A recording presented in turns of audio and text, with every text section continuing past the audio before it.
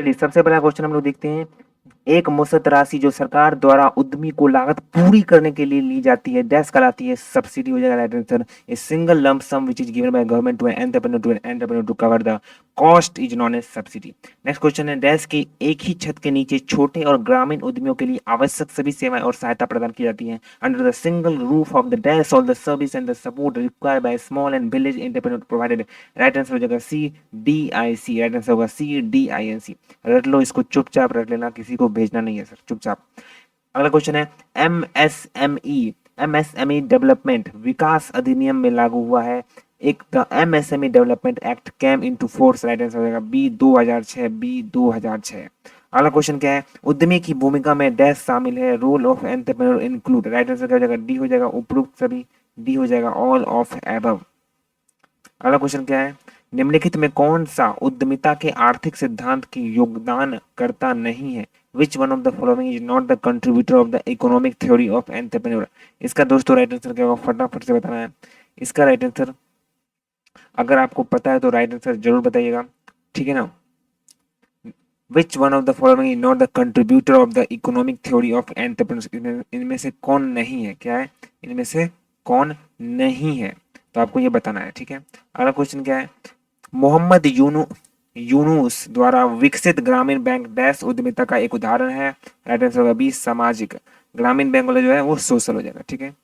पूछताछ और परीक्षण के माध्यम से एक नया विचार विकसित करना कहलाती है। राइट आंसर होगा सी वैज्ञानिक विधि। सी साइंटिफिक मेथड। अगला क्वेश्चन है सरकार ने उद्यमियों को वित्तीय सहायता प्रदान करने के लिए कई डैश की स्थापना की है। राइट आंसर होगा डी वित्तीय स्थापन। D financial institution. English medium वाले इस तरफ ध्यान देंगे, हिंदी मीडियम वाले इस तरफ देखेंगे, ठीक है, दोनों को है यहाँ पर।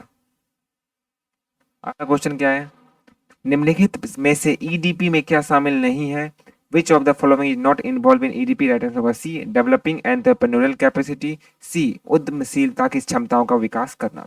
दोस्तों इसका पीडीएफ चाहिए तो आपको टेलीग्राम चैनल पर जुड़ना पड़ेगा। टेलीग्राम चैनल का लिंक डिस्क्रिप्शन में दिया हुआ है, जाइए जाकर जुड़ जाइए ताकि आप पीडीएफ आराम से आपको मिल सके। टेलीग्राम चैनल का लिंक डिस्क्रिप्शन में दिया हुआ है। अगला क्वेश्चन है डीआईसी का नेतृत्व डैश स्तर पर एक महाप्रबंधक द्वारा किया गया है। DIC is headed by general manager in the rank of dash. Right answer होगा असिस्टेंट डायरेक्टर ऑफ इंडस्ट्री।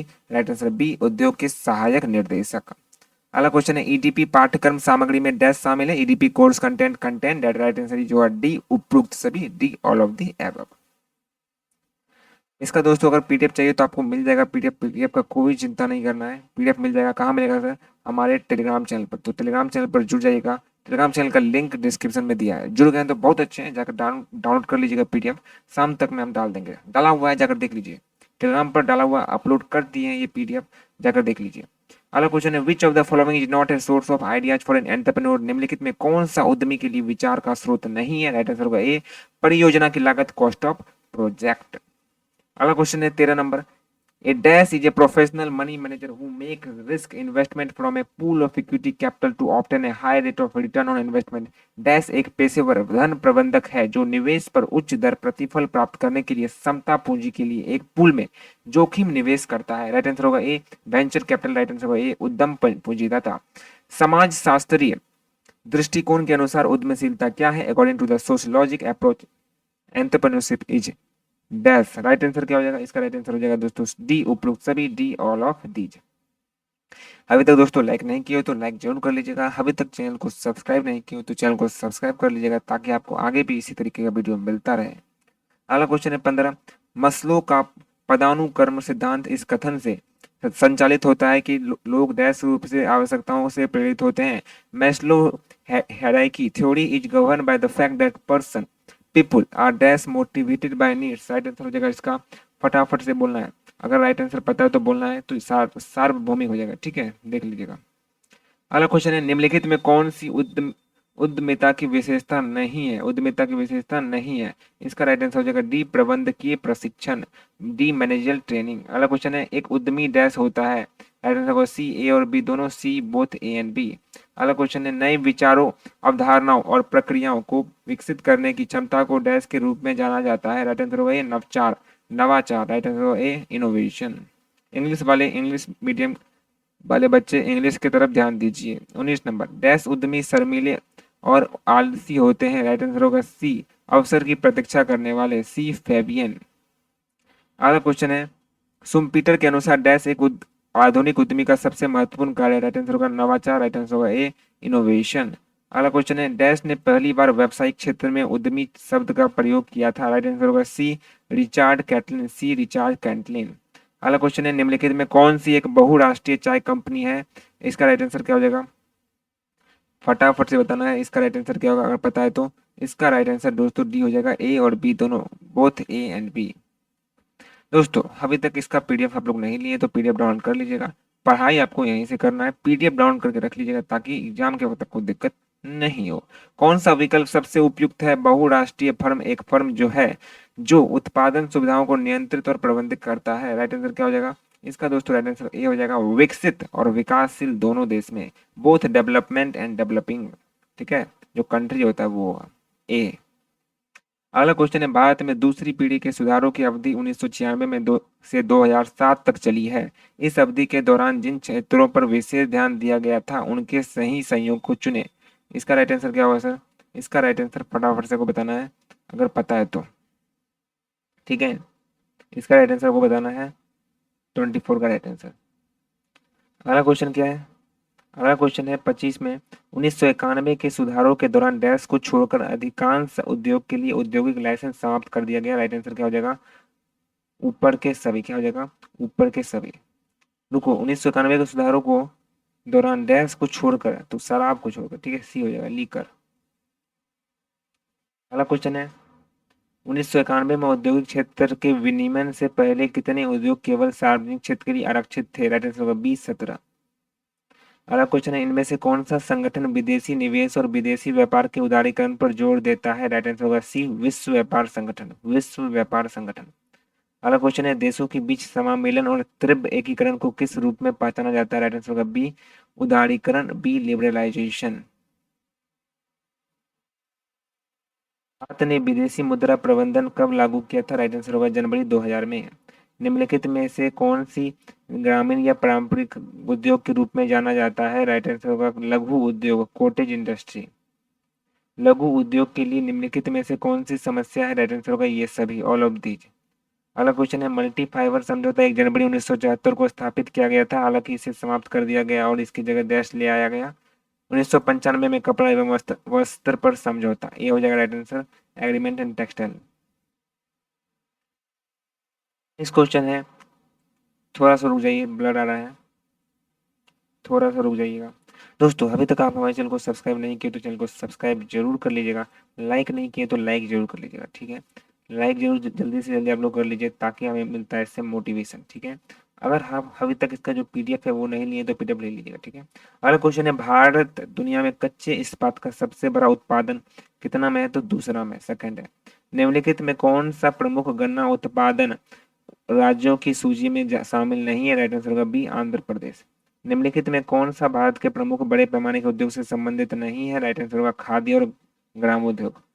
12वीं योजना का लक्ष्य डैश प्राप्त करता है, राइट आंसर होगा समृद्धि, सस्टेनेबल ग्रोथ।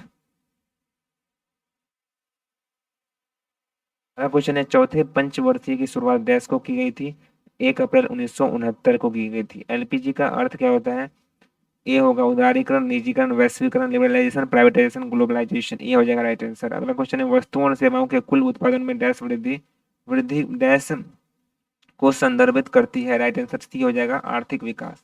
निम्नलिखित में से किस वर्ष भारत में पहली बार उदारीकृत औद्योगिक नीति की घोषणा की गई थी, राइट आंसर 1991। इंग्लिश मीडियम वाले बच्चे इस तरफ ध्यान देंगे प्लीज, इंग्लिश मीडियम वाले बच्चे इस तरफ ध्यान दीजिए, अपने बाईं तरफ ध्यान दीजिए इंग्लिश वाले बच्चे।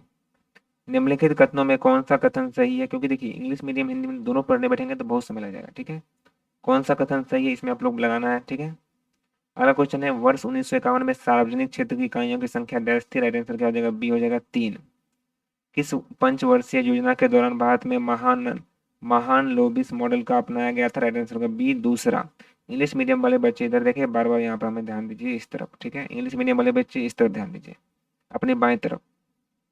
औद्योगिक विकास की वार्षिक दर को प्रोत्साहित करने के लिए निम्नलिखित में से किससे अपनाया गया था, राइट आंसर होगा डी ऊपर के सभी, D all of these. English medium वाले बच्चे ऑल ऑफ दीज होगा, ठीक है।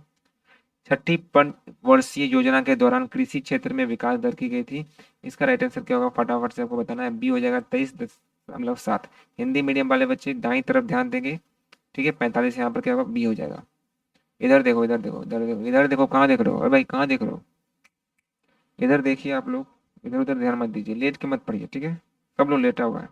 चलिए, राष्ट्रीय फसल बीमा कार्यालय एनसीआईपी को 3 घटकों को मिलाकर तैयार किया गया था। निम्नलिखित में से कौन सा एनसीपी का एक घटक है? राइट आंसर सी हो जाएगा, आईएसओपीओएम। आईएसओपीओएम राइट आंसर, समझ गएगा।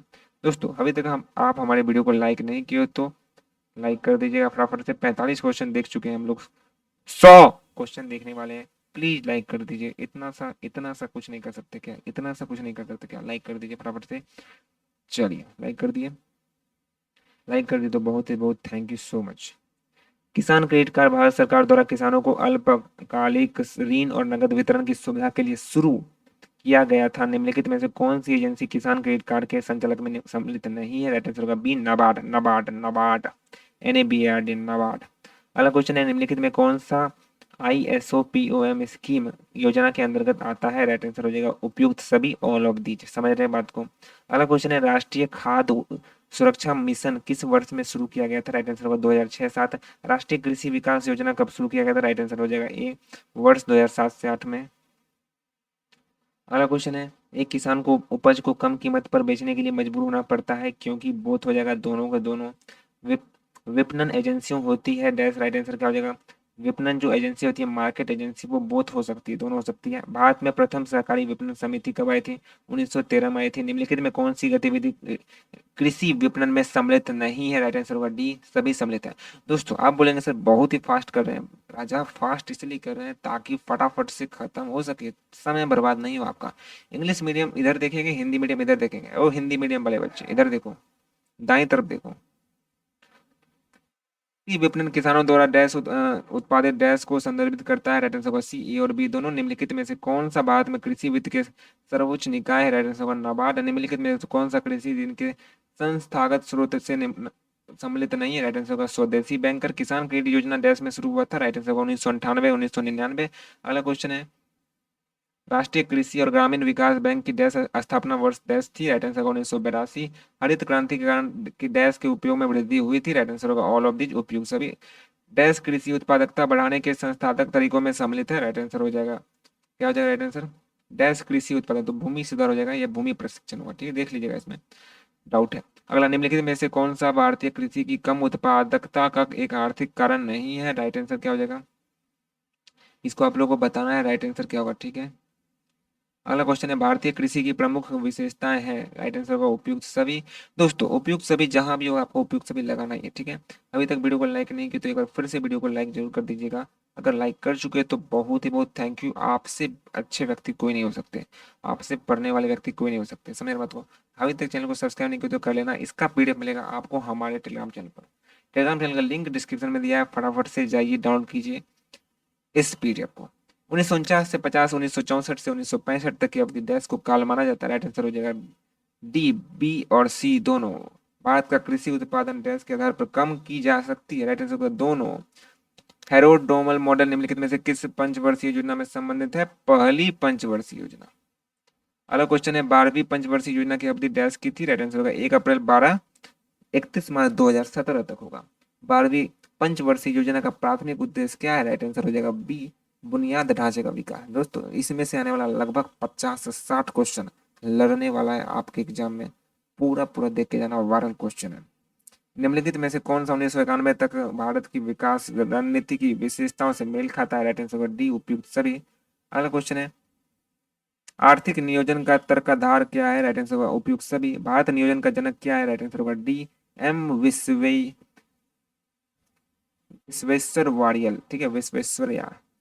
अगला क्वेश्चन है, नीति आयोग का पूर्ण रूप डैश है? राइट आंसर होगा भारत बदलने के लिए राष्ट्रीय संसाधन।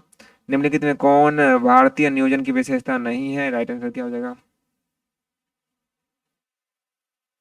फटाफट से बताना है, इसका आपको राइट आंसर 73 का बताना है।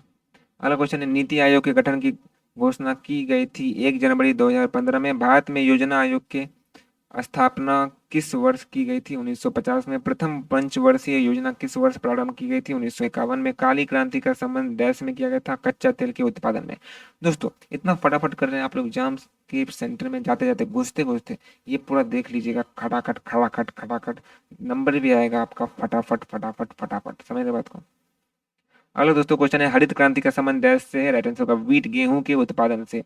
निम्नलिखित में से कौन सा नाम भारत में हरित क्रांति से निकटतम संबंधित है? Doctor MS. स्वामीनाथ। किस पंचवर्षीय योजना के दौरान भारी औद्योगिकरण का चरण शुरू किया गया था? चौथी पंचवर्षीय योजना। डैश का उद्देश्य महिलाओं और बच्चों को स्वच्छ खाना पकाने का ईंधन प्रदान करके उनके स्वास्थ्य की रक्षा करना होता है। प्रधानमंत्री उज्ज्वल योजना। जेएएम का संक्षिप्त नाम क्या है? Jan Dhan Aadhaar mobile. Jan Dhan Aadhaar mobile, JAM, Jan Dhan Aadhaar mobile. अगला क्वेश्चन है, किस औद्योगिक नीति संकल्प विवरण ने भारतीय उद्योग में संयुक्त क्षेत्र की अवधारणा पेश की थी? आईपीआर 1956। इतना तक दोस्तों पहुंच चुके हैं। लाइक नहीं की वीडियो को लाइक करना है, चैनल पर नए हो तो चैनल को सब्सक्राइब करना है, फटाफट से सब्सक्राइब करना है। वीडियो को शेयर भी कर सकते हो अगर चाहो तो। अगला क्वेश्चन है, निम्नलिखित में से कौन सा एक अविकसित अर्थव्यवस्था के रूप में भारतीय अर्थव्यवस्था की विशेषता नहीं है? राइट आंसर क्या हो जाएगा? इसका आपको बताना है। अगला क्वेश्चन है दोस्तों, देशों के आर्थिक विकास का सबसे उपयुक्त सूचक क्या है? राइट आंसर होगा प्रति व्यक्ति वास्तविक आय। भारतीय अर्थव्यवस्था का कौन सा क्षेत्र सकल राष्ट्रीय उत्पाद में सबसे बड़ा योगदान देता है? राइट आंसर होगा तृतीयक क्षेत्र। गरीबी रेखा को परिभाषित करके मानदंड मुख्य रूप से निम्न में से किस कारक का निर्भर करता है? राइट आंसर हो जाएगा ए, जीवन स्तर और आवासीय स्थिति। क्वेश्चन क्या है, भारतीय अर्थव्यवस्था किस प्रकार की अर्थव्यवस्था है? राइट आंसर होगा मिश्रित अर्थव्यवस्था। निम्नलिखित में से कौन सा कथन विकसित देशों के संदर्भ में सत्य नहीं है? राइट आंसर क्या हो जाएगा? इसका आप लोग को बताना है। कीमतों में वृद्धि के कारण किसी देश के राष्ट्रीय आय में वृद्धि को डैश के रूप में जाना जाता है? राइट आंसर होगा आधार वर्ष कीमतों पर राष्ट्रीय आय में वृद्धि। अगला क्वेश्चन है, निम्नलिखित में से कौन सा आर्थिक रूप से विकसित राष्ट्र का सूचक नहीं है? राइट आंसर होगा डी, प्राथमिक क्षेत्र में श्रम का एक उच्च अनुपात। अगला क्वेश्चन है, एक अविकसित अर्थव्यवस्था की मुख्य विशेषता यह है कि इसमें डैश है आबादी के बड़े हिस्से के बीच अभाव की स्थिति होती है। अगला क्वेश्चन है, जब औद्योगिक प्रक्रियाओं के स्वचालन के कारण बड़ी संख्या में श्रमिक बेरोजगार हो जाते हैं तो उसे परिघटना की को डैश कहते हैं? राइट आंसर होगा प्रच्छन्न बेरोजगारी। अगला क्वेश्चन है, निम्नलिखित में से कौन सा मंत्रालय भारत के राष्ट्रीय और प्रति व्यक्ति आय पर रिपोर्ट के लिए जिम्मेदार है? राइट आंसर होगा सी, सांख्यिकी और कार्यक्रम कार्यान्वयन मंत्रालय। अगला क्वेश्चन है, डैश के अनुसार आर्थिक विकास में उन सभी सामाजिक और आर्थिक परिस्थितियों में सुधार शामिल है जो एक पूर्ण और खुशहाल जीवन बनाते हैं? राइट आंसर क्या हो जाएगा? इसका राइट आंसर आपको बताना है ढूंढकर, ठीक है। मेयर और बॉल्डविन द्वारा दी गई आर्थिक विकास की परिभाषा में सम्मिलित है? ए, राइट आंसर होगा अर्थव्यवस्था की वास्तविक राष्ट्रीय आय वृद्धि। बस 4 क्वेश्चन बनाए, थोड़ा सा सब्र रखिए। प्रशुल्क और व्यापार एवं सामान्य समझौता